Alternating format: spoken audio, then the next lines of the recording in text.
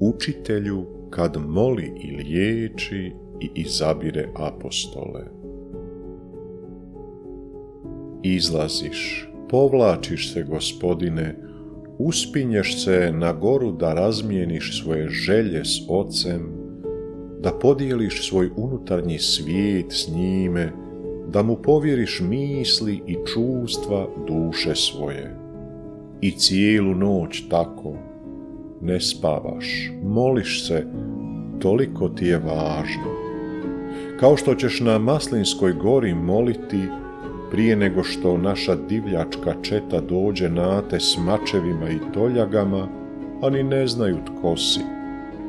S Bogom, Ocem svojim, susrećeš se ove noći kao ono praotac Jakov u snu i onda kad se borio do zore, kao Samuel kad je još bio dječak. Iz tvoje molitve, iz blizine s Ocem, potječe čudotvorna sila koja će izlaziti iz tebe i ozdravljati sve nas. Idućega jutra započinješ nešto novo. Svanuo je novi dan, kao što će jednom zora prvoga dana u tjednu pokazati da živ više nisi u grobu. Između svih svojih učenika koje si dozvao k sebi na uzvisinu, izabireš 12 njih, kao u staro doba kada Mojsije za svaki dio Božjega naroda postavlja jednoga. Daćeš im ime, to su tvoji poslanici, šalješ ih, apostoli su, od tebe poslani. Čak 2 put po 2 brata uzimaš.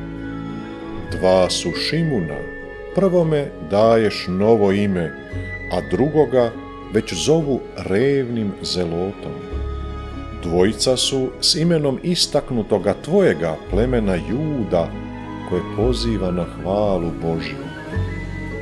3 imaju svojevrsno prezime, Jakov je Alfejev, prvi Juda je Jakovljev, a drugi je Iškariot, za kojega se odmah bilježi da će postati izdajica.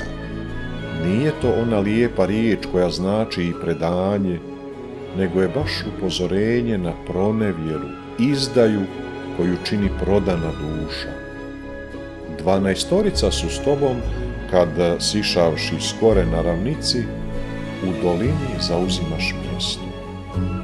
Svi te tražimo, Spasitelju, želimo te čuti, ali isto tako tražimo izlječenje od naših boli. Tu je cijelo mnoštvo tvojih učenika. Gužva je tu, silan svijet koji se okupio iz cijele središnje judejske zemlje i iz svetoga glavnoga grada Jeruzalema, ali i iz poganskoga primorja uz Tir i Sidon, daleko na sjeveru iznad Galileje, na zapadnom Sredozemnom moru. Tu smo i kad nas mnoštvo nečistih duhova iznutra pritišće, muči, stvaraju gužvu u nama, a ti nam se posvećuješ, iskazuješ skrb, liječiš.